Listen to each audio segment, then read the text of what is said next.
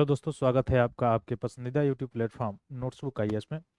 आज हम लोग एक नए आर्टिकल के विषय में डिस्कशन करेंगे जो आपके प्रीलिम्स से रिलेटेड इसमें फैक्ट है। वो आपके प्रीलिम्स में आ सकते हैं जो फैक्ट, और इसमें एड ऑन मैंने किया है जो सीपीसीबी है या एसपीसीबी जो है उसके भी जो डेटा है उसको ऐड किया हुआ है मैंने। और साथ साथ एक्यूआई और एनएक्यूआई जो है उसको भी जो है ऐड किया है कि कौन कौन उसमें पॉल्यूटेंट शामिल है और इसकी परिभाषा क्या है, क्योंकि इससे यहाँ से इकोलॉजी में आपके यूपीएससी सीएससी में प्रश्न पूछे जा चुके हैं। तो जब वहाँ पे पूछे जा चुके हैं तो हो सकता है कि स्टेट पीएससी में भी यहाँ से प्रश्न आ सकते हैं। ठीक है। और पॉल्यूशन जो है इस समय का सबसे गर्म मुद्दा बना हुआ है। तो यहाँ से प्रश्न प्रीलिम्स में जो डेटा हम लोग डिस्कशन करेंगे उस डिस्कशन किए हुए डेटा में से अधिकतर प्रश्न आपको कहीं ना कहीं स्टेट पीएससी या फिर से यूपीएससी सीएससी में आपको देखने को मिल जाएंगे। तो जल्द से जल्द जुड़िए ताकि हम लोग अपने आर्टिकल को शुरू करें। तो पहला चीज़ जो ये रिपोर्ट आया है, इस रिपोर्ट में बताया गया है वैश्विक लेवल पे। तो वैश्विक लेवल पे ये पॉल्यूशंस के बारे में बताया गया है, ठीक ना। अब वैश्विक लेवल पर पॉल्यूशंस के बारे में बताया गया है तो इसमें बताया गया है कि टॉप 20 में अगर देखा जाए, केवल टॉप 20 में, तो आप टॉप 20 में देखेंगे तो उसमें से 13 जो है वह स्टेट्स केवल और केवल भारत के हैं। ठीक। तो ये चिंताजनक थोड़ा सा विषय है पॉल्यूशन। और पॉल्यूशन से जो होता है क्या, अगर इसी को कनेक्ट करें हम मेंस से रिलेटेड, तो यहाँ पॉल्यूशन कैसे होता है, क्या कारक है, उसके क्या कारण है, उसके बचाव के क्या क्या तरीके हैं, और क्या इक्विपमेंट जो है फिर या सीपीसीबी के क्या उसमें भूमिका है, ये सारी चीज़ें हम लोग डिस्कशन कर सकते हैं। तो अभी जो निकाला गया है रिपोर्ट उसमें ये बताया गया है कि टोटल जो 20 शहर जो सबसे ज़्यादा प्रदूषित हैं पूरे विश्व में, उसमें से 13 अकेले जो है शहर जो है वो भारत के हैं। ठीक है, जो ज़्यादा प्रदूषित हैं। और वर्ल्ड लेवल पे बताया गया है कि भारत का जो प्रदूषण है, भारत जो है प्रदूषित लेवल पे अगर देखा जाए 5वां नंबर देश है, जो सबसे ज़्यादा प्रदूषित देश है। ठीक है। तो इस बार जो है नंबर 1 पे रहा है भारत का कौन सा शहर, तो असम में जो है ये देखा गया है इस बार। हाँ, दिल्ली तो जरूर है, उसका अलग चीज़ है, लेकिन टॉप में अगर देखा जाए तो असम रहा है। तो उसके बारे में हम लोग डिस्कशन करेंगे। देखिए जो क्या है, 2024 विश्व वायु गुणवत्ता रिपोर्ट कौन निकालता है, तो अभी हम लोग देखेंगे। मुख्य रूप से इसमें निकाला गया है तो दिखाया गया है 91.8 माइक्रोग्राम घन मीटर की औसत PM2.5। अच्छा, PM2.5 क्या होता है?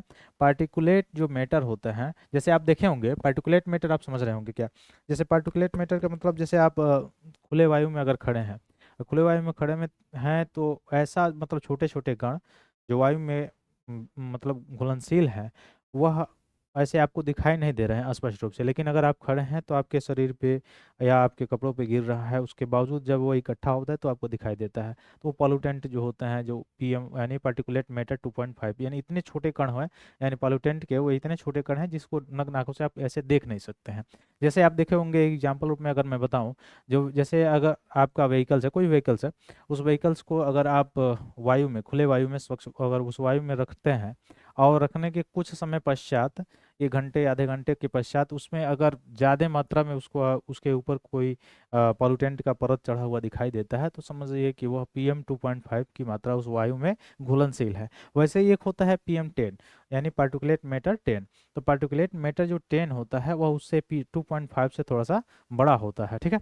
तो वह थोड़ा सा दिखाई दे देता है, लेकिन PM2.5 दिखाई नहीं देता है। अब इसके बारे में अगर देखा जाए तो इसमें AQI में भी इसकी गणना की जाती है और NAQI जो है उसमें भी गणना की जाती है। तो अभी जो पूरे भारत के लिए जो गणना के लिए जो मानदंड अपनाया जाता है सीपीसीबी के द्वारा, यानी सेंट्रल पॉल्यूशन कंट्रोल बोर्ड के द्वारा, तो अभी हम लोग उसके बारे में भी चर्चा करेंगे। सीपीसीबी है क्या, कब बना था और कौन कौन, क्या पहले तो वो जल के लिए ही बना हुआ था, जल की स्वच्छता के लिए। बाद में वायु 1981 के आसपास उसको वायु प्रदूषण के संबंधित तथ्य जो है उसको भी देखने के लिए उसको अधिकार दे दिए गए, शक्तियाँ दे दी गई। ठीक है। तो इस समय अगर पूछा जाए सीपीसीबी के बारे में, यानी सेंट्रल पॉल्यूशन कंट्रोल बोर्ड के बारे में, तो वो दोनों को, यानी जल जो पॉल्यूशन है, वाटर पॉल्यूशन जो है उसको भी देखता है, और साथ साथ जो वायु जो पॉल्यूशन है यानी एयर पॉल्यूशन जो है उसको भी देखने का काम करता है।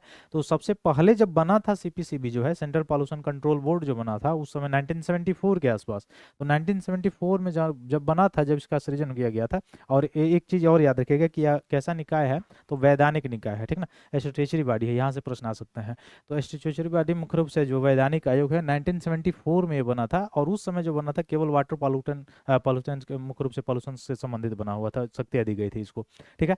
और 1981 में जो है वायु प्रदूषण के रोकथाम के लिए भी इसको शक्तियाँ दे दी गई। तो प्रेजेंट में अगर देखा जाए सीपीसीबी के जो शक्तियाँ हैं वो शक्तियाँ दोनों है, यानी जो वाटर पॉल्यूशन है वह और साथ साथ एयर पॉल्यूशन, इन दोनों के देख रेख जो है किसके अंडर में होता है, सीपीसीबी के अंदर में होता है, ठीक ना, यानी सेंट्रल पॉल्यूशन कंट्रोल बोर्ड। वैसे ही आप पढ़ेंगे आगे एसपीसीबी मतलब स्टेट पॉल्यूशन कंट्रोल बोर्ड। तो स्टेट पॉल्यूशन जो कंट्रोल बोर्ड होता है उसमें जैसे औद्योगिक क्षेत्र की कैटेगरी किया गया है, जैसे वाइट कैटेगरी में, ग्रीन कैटेगरी में रखा गया है, या रेड कैटेगरी में, या फिर से आप देखेंगे उसमें ऑरेंज कैटेगरी में रखा गया है।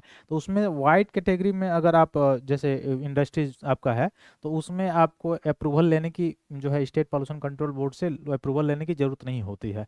उसमें आप सामान्यतः सूचित करके स्टेट पॉल्यूशन कंट्रोल बोर्ड को जो है केवल सूचित करके आप अपने जो है औद्योगिक क्षेत्र को चला सकते हैं, औद्योगिक कार्य कर सकते हैं। जो अगर आपका वाइट में मतलब उसका भी एक क्राइटेरिया है कि अगर आपका पॉल्यूटेंट जो है लेवल है 20 से कम है तो आपको वाइट की कैटेगरी में रखा जाता है। वाइट की कैटेगरी में है तो आपको अप्रूवल लेने की आवश्यकता नहीं होती है, आप ऑटोमेटिकली केवल सूचित कर देंगे स्टेट पॉल्यूशन कंट्रोल बोर्ड को और तब अपना जो है वो काम कर सकते हैं, औद्योगिक जो कार्य है वो चला सकते हैं, ठीक है। तो वैसे ही रेड होता है, ऑरेंज होता है, ग्रीन होता है। तो ग्रीन के लिए अगर याद रखना होगा तो याद रखिएगा 21 से 40 तक का जो रेंज होता है वो ग्रीन के लिए होता है। वैसे ऑरेंज के लिए क्या होता है 41 से 60 के आसपास होता है, और वही रेड वाला जो होता है पॉल्यूटेंट वो 60 से प्लस होता है। तो उसके लिए अप्रूवल लेना आवश्यक होता है। ज़्यादा पॉल्यूशन को फैलाने वाले जो होते हैं फैक्ट्रियाँ जो होती हैं, जो ज़्यादा आपका इकोसिस्टम को हरास जिसे होता है या पॉल्यूशन होता है उसके लिए, ठीक है। तो हम लोग बात कर रहे थे सीपीसीबी के बारे में, यानी सेंट्रल पॉल्यूशन कंट्रोल बोर्ड के बारे में। तो वर्तमान समय में अगर आपसे पूछे कि इसका जो शक्तियों का विस्तार है कहाँ तक है, तो वाटर पॉल्यूशन से लेके एयर पॉल्यूशन दोनों तक, दोनों सम्मिलित है। तो ये अगर एक्ट भी अगर पूछ दे तो सबसे पहले जब ये बना था, जब इसका सृजन किया गया था, कब किया गया था 1974 में किया गया था, ठीक ना। स्टैट्यूटरी बॉडी था उस समय, वैधानिक आयोग था। और उस समय जिस समय यह बना हुआ था वो केवल केवल वाटर पॉल्यूशन का देखरेख कर रहा था। लेकिन 1981 में वायु पॉल्यूशन संबंधित भी ये सारी चीज़ें शक्तियाँ इसको दे दी गई। तो प्रेजेंट में यह जल और वायु यानी वाटर एंड एयर दोनों का पॉल्यूशन का संबंधित ये सारी चीज़ें, डाटा वगैरह सारी चीज़ देखने का काम करता है सीपीसीबी, ठीक ना। अब सीपीसीबी के अंतर्गत जो है यानी एक्यूआई है उसमें कितने पॉल्यूटेंट शामिल हैं, तो पॉल्यूटेंट हैं 12 यानी 12 है, ठीक ना। वैसे ही एक है एक्यूआई, तो सामान्य जनता को जो है प्रयोग करने के लिए आप देखे होंगे, यानी एयर क्वालिटी इंडेक्स जिसको कहा जाता है। तो मतलब वायु जो है गुणवत्ता सूचकांक जिसको कहा जाता है हिंदी में, तो वह उनकी संख्या, उसमें पॉल्यूटेंट की संख्या कितनी है, तो उसमें पॉल्यूटेंट की संख्या याद रखिएगा 8 है। लेकिन यानी एक्यूआई जो है उसमें पॉल्यूटेंट की संख्या अगर पूछा जाए तो 12 है।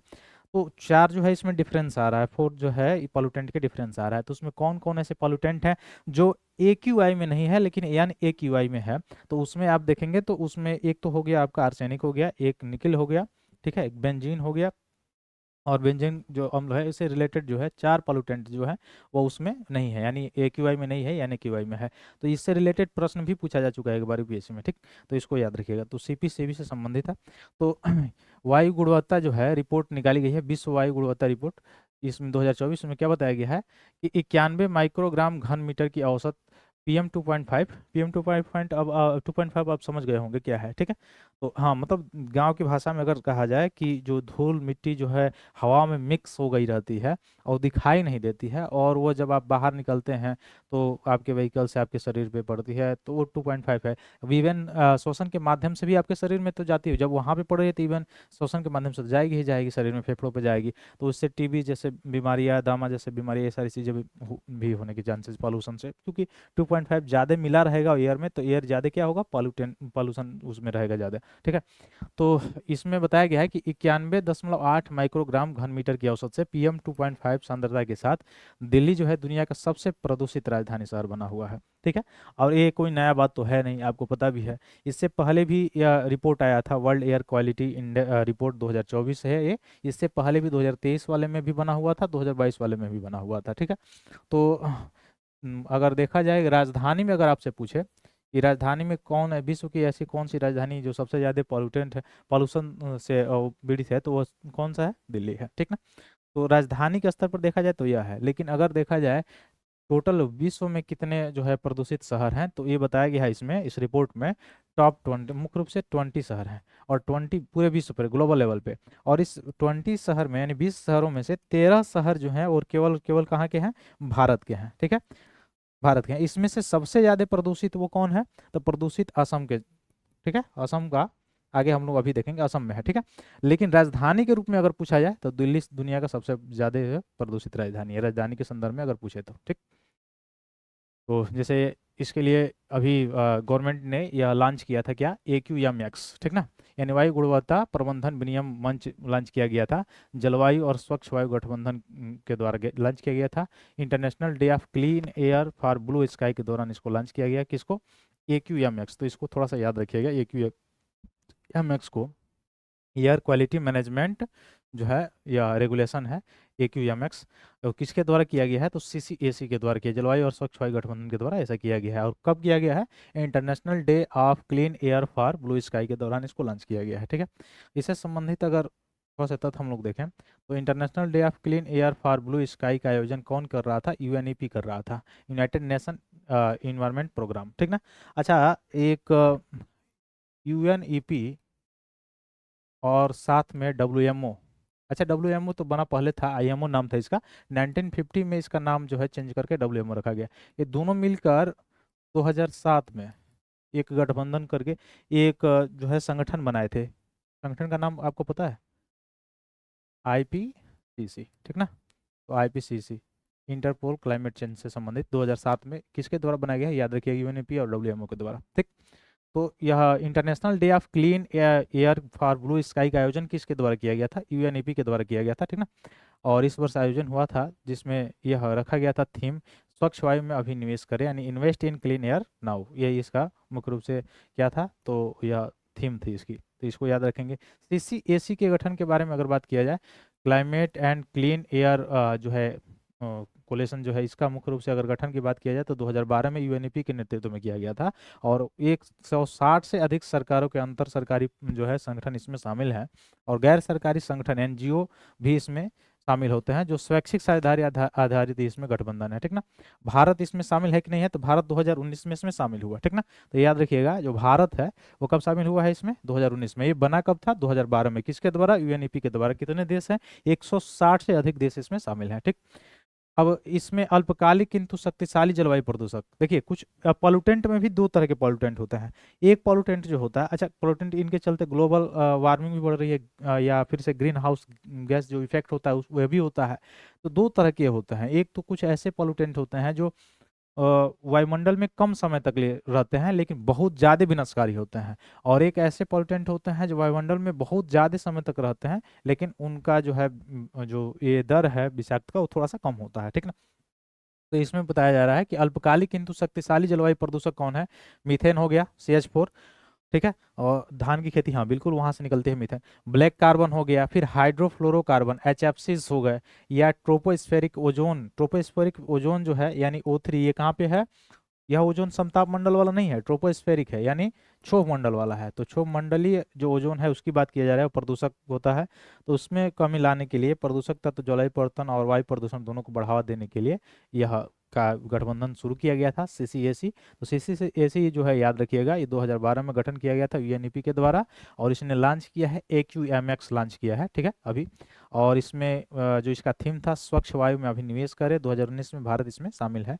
और इसमें अल्पकालिक और शक्तिशाली लेकिन शक्तिशाली प्रदूषक कौन कौन शामिल है, मीथेन है, ब्लैक कार्बन है, हाइड्रोफ्लोरोकार्बन है, HFCs है, ट्रोपोस्फेरिक ओजोन है, ये इसमें शामिल है। अब थोड़ा AQMX के बारे में अगर हम देखें, जो अभी प्रबंधन करके इसके द्वारा लॉन्च किया गया है, तो वायु गुणवत्ता प्रबंधन विनियम मंच जो है, इसके बारे में देखा जाए तो वन स्टॉप शॉप है।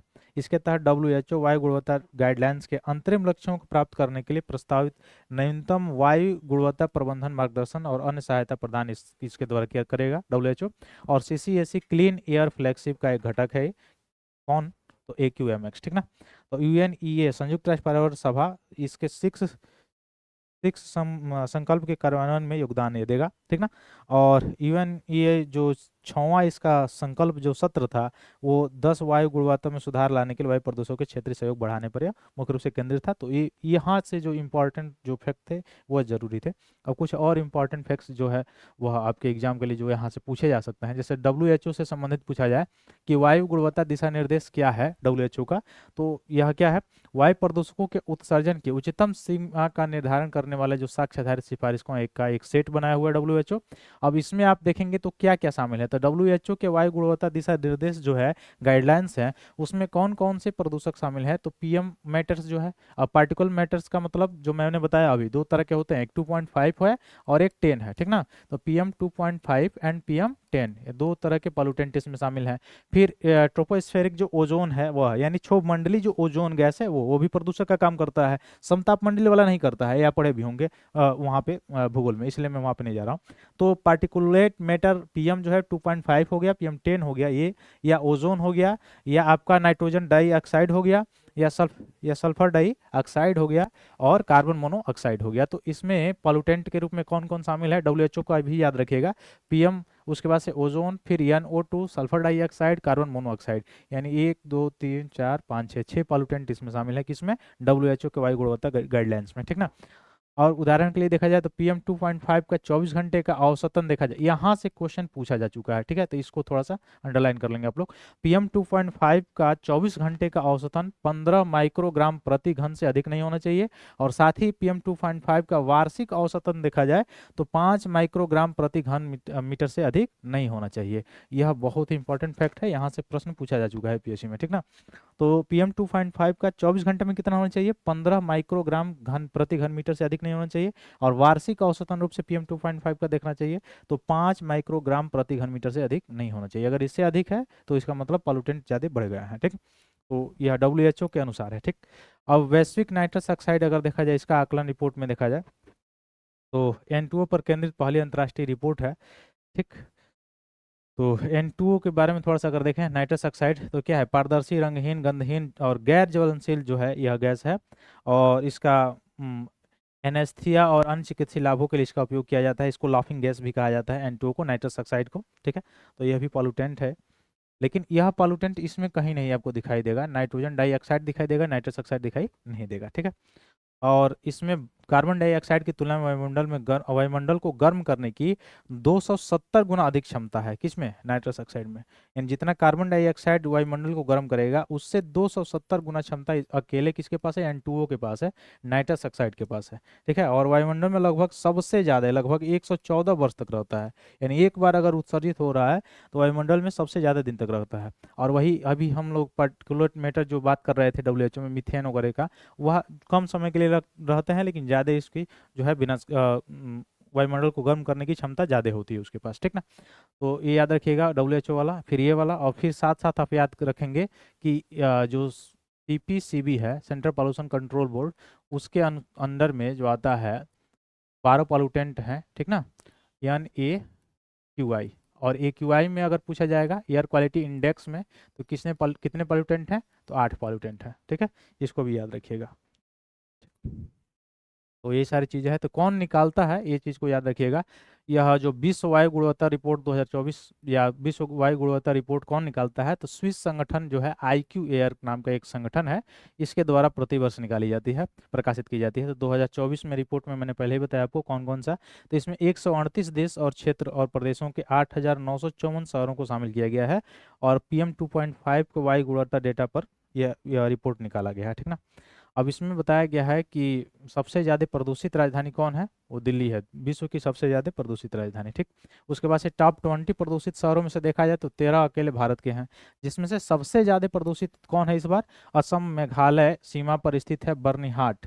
तो असम और मेघालय की सीमा पर बर्निहाट जो शहर है वो सबसे ज़्यादा पॉल्यूटेंट है, सबसे ज़्यादा प्रदूषित है। ठीक ना।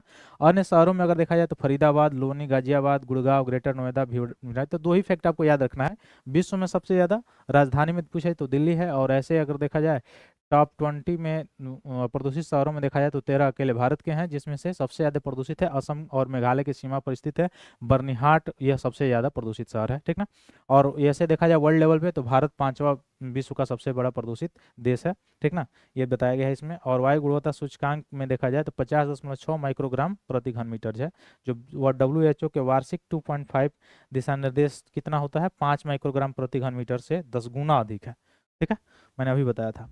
तो 2023 में तीसरा सबसे बड़ा प्रदूषित देश था, वही अभी 2024 में 5वां सबसे बड़ा प्रदूषित देश बन गया है। ठीक है, तो ये सारी जानकारियाँ थी जो आपके एग्जाम्स में पूछ सकती है, जो प्रीलिम से रिलेटेड फैक्ट थे, और मेन से रिलेटेड आप इसमें कोड कर सकते हैं। ठीक है, मिलते हैं फिर अपने अगली क्लास में, तब तक के लिए बहुत बहुत धन्यवाद दोस्तों। जय हिंद।